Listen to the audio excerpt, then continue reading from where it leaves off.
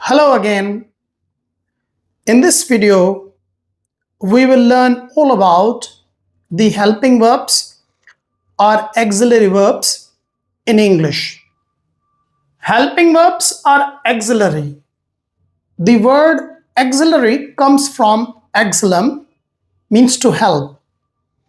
So in both the cases, the word has the same meaning. Auxiliary means helping, helping means the verbs that help the other verbs in making different expressions. So how the auxiliary verbs are used in English? But before coming to the auxiliary verbs in English, let me make things clear. In most of Indian languages, we don't have concept of auxiliary verbs. Auxiliary verbs or the concept of auxiliary verbs we have in English and some of the other European languages. So you cannot say that what are their equivalent in our Indian languages. So we can't say. We have to learn them as a separate point. Most of the things that we have in English, they are also common in our Indian languages. Except these things and few others, we will be talking about them. So now let's dive into the world of grammar and learn more about the auxiliary verbs. The auxiliary verb helps main verb. Since the name of the verb suggests that it helps, helping verb. So helping verb helps what or helps who? The main verb. In what way it helps? It helps the main verb to express tense. Various tenses are made with the help of helping verb. In mood, verbs have different moods like subjunctive mood, like hypothetical statements, we have already talked about them, and etc. And in voice, active-wise and passive-wise, we'll also be learning about them. So what is the function of auxiliary verbs? Let's learn in details. The first thing that helping verbs do, that they help the main verb form the tense. Two tenses, present simple and past simple, are made or formed without the help of helping verb. Otherwise, almost all the tenses and their aspects are made with the help of helping verb. So this is the basic function of the helping verb or the auxiliary verb. Let us understand this thing through the example. He is making tea. This sentence suggests the present tense because of the word is, which is helping verb. Otherwise, from tea, making and he, we have no idea what is the tense. The tense is clear from this word is, so that's why it is helping verb and helping us to make the present continuous tense. They were waiting for you. This is past tense, past continuous, and it is past continuous because of the word verb. Otherwise, none of the other words in a sentence help us understand what tense it is. I have redeemed my promise. This is present perfect tense. And from the word have, we have idea, or we can get the idea that this is present perfect tense. Otherwise, I redeemed my promise. From these words, there is no any idea that which tense it is. But the idea comes that is have plus third form. Third form is also used in past perfect in different other places. But because of the word have, we say this is present perfect tense. This is the basic function of the helping verb. Second function is that the helping verb helps us to change the sentence into negative. In English, mostly, I don't say always, mostly the sentences are made negative with the help of helping verb. In all languages, we simply use not or the equivalent word in our languages. But in English, in order to make the sentence negative, especially if it is of any tense, then we have to get help from the helping verb. So the second function of the helping verb is that it helps the sentence change into negative. Let us understand this thing through the example. She does not drink tea. The word does helps us change the sentence into negative. How ideal would it have been that if we said she not drinks tea, but in English, that's wrong. Because in English, we are supposed to use the helping verb before the word not. So does here helps us to change the sentence into negative. Number two, we did not make any noise. Here the word did helps us change the sentence into negative, because without did, if I say we not made any noise, the sentence will be wrong. And the word did helps us to change the sentence into negative. They have not received the order. Here have performs two functions.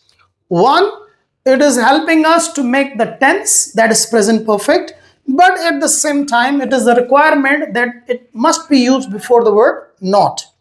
So this is the second use of helping verb, that it helps us to change the sentence into negative. The third use of the helping verb is that it also helps us change the sentence into interrogative. The interrogative sentences in English are made in different ways, with interrogative pronouns, interrogative adjectives, and there are so many kinds of interrogative sentences. We'll be talking about them. But basically, the sentences are changed into interrogative with the help of the helping verbs. And the special thing about these questions is that mostly their answer is yes or no. Like, does he attend the college regularly? Question mark. And here does helps us to change the sentence into interrogative. Will you invite him to? Interrogative, and we made interrogative with the help of will. Had they already started the show? Interrogative, and we have made the sentence interrogative with the help of helping verb, that is had. So does, will, had are helping verbs because in these sentences they are helping us to change the sentence into interrogative. Remember one thing, like do, does, and did, when they are used as helping verbs, they are meaningless. So is the case of the other helping verbs. So other helping verbs, even when they are used in the tenses, they are meaningless, they have no meaning. Number two, or next point is to help transitive verb change into its voice. When you want to change the voice of the transitive verb, you again get help from to be verbs, and in American in some expressions you get help from got, and got there is also considered as helping verb. Like they are taught, two subjects here we are using they are. So here are is not helping us make any tense, but it is helping us to change the sentence from active to passive voice. We will be stopped at the border. Here be is helping us to change the sentence into passive voice. He is being criticized for his remarks. Here being is not used as a main verb to show continuity or any other thing, but it is helping us to change the sentence from active voice to passive voice. The boy was kidnapped. Here was is used as a helping verb, not in the sense of making any tense, but changing the sentence into passive voice. So this function tells us that the helping verbs also help us change the sentences into passive voice. Then we have a special group of helping verbs. We call them modal auxiliaries. They are not used to make any tense. They add to the meaning of the verb. They give a little flavor to the verb, and we will also be talking about them one by one. But for now, let us have introduction with them. So some verbs in English also add to the meaning of main verb. Like he can write with both hands. Because of the word can with the verb write, the sentence shows here ability. In other words, I can say he has the ability to write with both hands. The sentences have same meaning and same sense. One should keep one's promise. Because of the word should, the verb keep gives the sense of obligation. Or in other words, we can say it is one's obligation to keep one's promise. So here it adds a little flavor or adds to the meaning of the verb. And then it may rain this afternoon. And because of the word may, the verb rain shows possibility. In other words, I can say it is possible or there is a possibility the rain will fall this afternoon. So the other function that we have of the helping verbs is that they add to the meaning of the main verbs or give a little flavor to them or their meaning.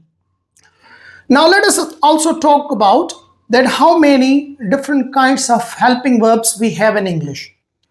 Until here we talked about their use, but let's also have a look at different helping verbs because this thing will help us understand different tenses and use of some verbs. We call them modal auxiliary verbs. So we have first kind of helping verb and very common, popular, that is to be verb.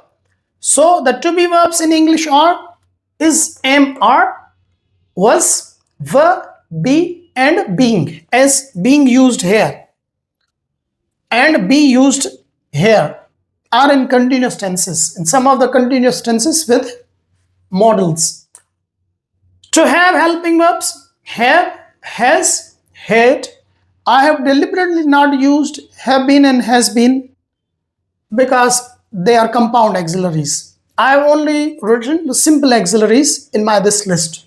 So to have auxiliary verbs are have, has and had.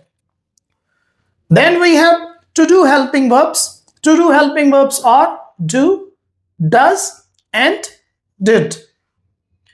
And then we have modal auxiliary verbs, very widely used in English, making different expressions, and we will also learn them one by one. So what are the modal auxiliary verbs? Can, could, may, might, must, shall, will, should, would, ought. These are full auxiliary verbs. Besides these modal auxiliary verbs are full modal auxiliary verbs, we have also semi-auxiliaries. What is the difference between them, modal auxiliaries and semi-auxiliaries? We will be talking about them when I'll discuss this topic. Semi-auxiliaries are need, dare and used. These are considered as semi-modal auxiliary verbs in English grammar. Now one thing that I want to bring to your notice here, or you also noted down, which is a bit confusing for most of English learners, that in some sentences or situations, these verbs like to be, to have, to do, modals and semi-auxiliaries are also used as main verbs. This is what I have written in the note, that except modal auxiliary verbs. Modal auxiliary verbs are here. I have already talked about them. So except modal auxiliary verbs, the other helping verbs or auxiliary verbs are also used as main verbs. We will be discussing them in details later on, but for now let us understand the point that I am talking, that some auxiliaries may also be used as main verbs. And when I say main verb carries the main meaning and it shows action, activity, existence and possession. If you want to know more about the main verb, please watch that video on this main verb. But for now, let us understand, compare where these words are used as helping verbs and main verbs. For example, in the first sentence, he is looking for the watch. Here is used as a helping verb because it is helping looking to make the present continuous tense. But he is a watchmaker. Here is a main verb because it shows his state or his profession. They have done the dishes. Here have done, have helps the verb do to form the present perfect tense. So it is helping verb. But they have no work to do. Here have is the main verb because it shows possession. And she did not take the test. Here it is a helping verb because it is helping the sentence to change itself into negative. So that's why it is helping verb. But she did all she could to do. Here did is used as a main verb because it shows her activity. We will further learn about them in tenses. But for now, I hope the point is clear that some auxiliary verbs may also be used as main verbs. So this was all about the introduction of the helping verbs and how differently or in various ways they are used.